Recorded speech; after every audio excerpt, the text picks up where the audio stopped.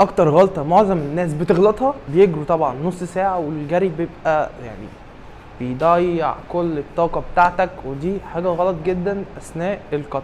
السلام عليكم. النهارده هنتكلم عن تحضيري في البطولات والكارديو بتاعي اثناء تحضير البطوله.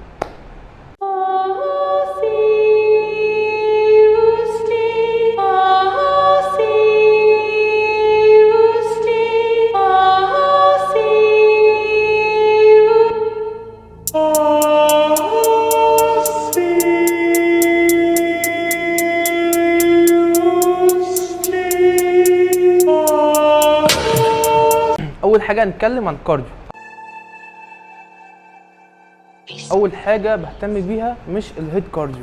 الهيد كارديو زي ما احنا قلنا في الفيديو اللي فات بيكسر في الماسلز، بس اكيد يعني مش هيكسر في الماسلز كلها، بس هو اي نعم بيقلل الحجم العضلي بتاعك لو انت كل يوم بتجري. اكتر غلطه معظم الناس بتغلطها، بيجروا طبعا نص ساعه والجري بيبقى يعني بيضيع كل الطاقة بتاعتك، ودي حاجة غلط جدا أثناء القط. الصح بتاعك اللي انت ليك في اليوم في التمرينة بتبقى نص ساعة. الكارديو بتبقى مشي خالص، مشي ولا جري ولا.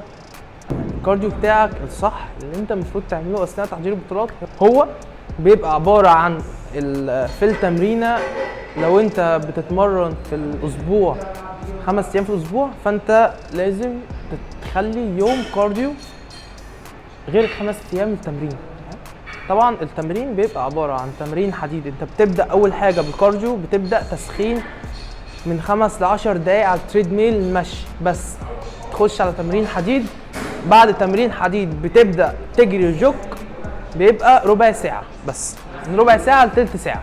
اتكلمنا في اليوم اللي فيه التمرين اللي فيه الكارديو. اليوم بقى اللي هو هيبقى كارديو بس، طبعا بقى هتجري على البحر او هتجري على التريد ميل، المهم ساعه يعني بس. جوك برضو جوك بس. هترتبها ازاي بقى؟ هتمشي ربع ساعه وتجري ربع ساعه بس. نخش بقى في الاكل. الاكل هما بيبقى 6 وجبات. 6 وجبات بيبقوا على مدار اليوم.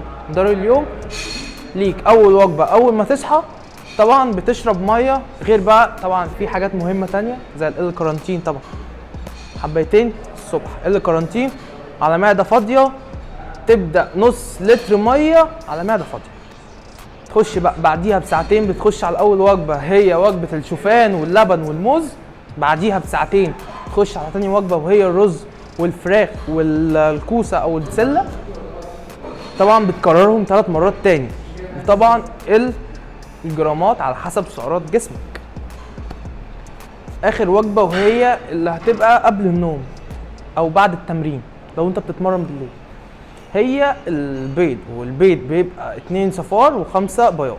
البيض والجبنه القريش، طبعا فلفل الوان سواء اصفر او احمر. بس هو ده الاكل.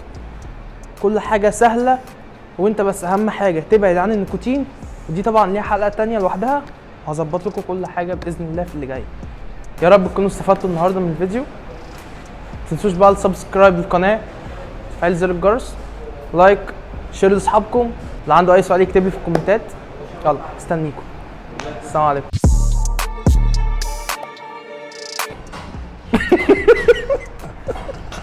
حك على ايه يا حبيبي؟